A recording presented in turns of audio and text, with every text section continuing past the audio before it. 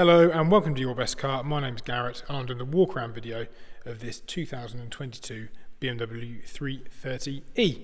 Before I talk about this car though, a bit about us. We have two sites in the UK, one in Marlow where I am and another one down in Kent, just outside Tunbridge Wells. We specialise in cars just like this. We can arrange finance for you, we can take your old car at part exchange, we can even take your old car in part exchange if it's got finance on it. So anyway, onto this lovely BMW, finished in Skyscraper Grey. So that is new for the facelift model. You can't get that on a 20 or 21 or an early 22 plate car. Skyscraper came in on the newer facelift model, which of course this one is, and there's a couple of other good giveaways as well.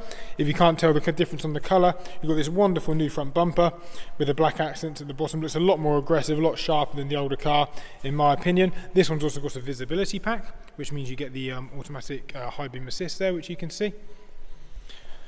Moving on to the inside of the car, just to give you a few pointers if you're comparing this to say earlier 22 plate cars, there is no gear stick. That is a real big giveaway. The gear sticks are on the earlier cars, the little silver switch there is on the facelifted vehicles. You also get the sports seats with the half leather. Personally I prefer them because they're a little bit cooler in the summer and they're not quite as cold in the winter.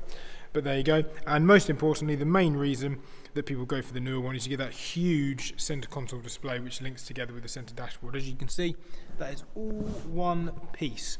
Whereas on the older cars, you've got sort of a separate dash binnacle and then a centre console for your media. If you're looking at a mid-size estate car, this, an A4, a C-Class, I don't think you go particularly far wrong with any of them. They're all really good. They've all got their pros and cons. For me, the BMW is the best just because it performs the best. It's the best driving car. I think as a plug-in hybrid, it's got the best electric range, better than you get with the other sort of equivalent models. And I need to press the button inside to open the fuel cap. That is the petrol that goes in on that side. And it is the EV charge which goes on in that front corner. Just there.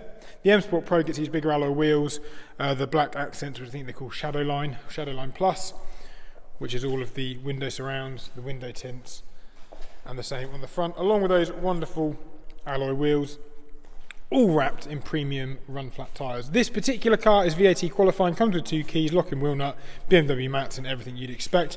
The rear diffuser is a real nice touch on the facelift model. It's almost the same as what you get on the M3, and just from the back of the car, the entire profile is just a little bit more aggressive and a little bit more modern looking than the earlier 3 Series estate of this shape. So there we go. Moving on to the inside, as I said earlier, you get that wonderful double screen, which is sort of the main centerpiece for the facelift model. And as you'd expect, everything's all electric. You've got power tailgate, electric folding mirrors. They fold on the key, so you can set that up to fold in when they lock. And this one's got the Viz pack as well, which means you get those automatic headlights, which I spoke about too. The blue interior lights are set at the moment to blue. You can change that to green, orange, or a myriad of other colours if you so wish. EV range, fully charged, it will just about do 30 miles. At a push, but where these cars really come into their own is when you're using them as a hybrid. You plug them in so you can get better MPG. You're obviously more than welcome to drive it as an EV and then use the petrol for longer trips, but what a lot of people do is use the electric and the petrol in harmony. That's where the technology really comes in, and that's where you really benefit from getting your 90 to 100 miles per gallon.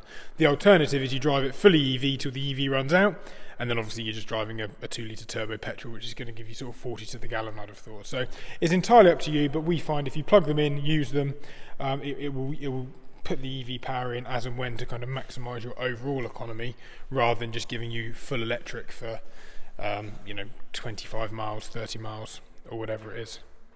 I apologise, these videos aren't quite as slick as they usually are. My colleague Josh usually does them. He's a bit more capable than I am when it comes to talking around cars and using a camera, but I'm doing my best, and hopefully you found this useful. I think that concludes everything. The main points just to highlight again: Skyscraper Grey is a 72 plate facelift model 330E. There is a difference, and if you're looking at these, make sure you familiarise yourself with what those differences are. Full BMW service history, been serviced twice, last done in March, so you've got a way to go before it's going to need another service.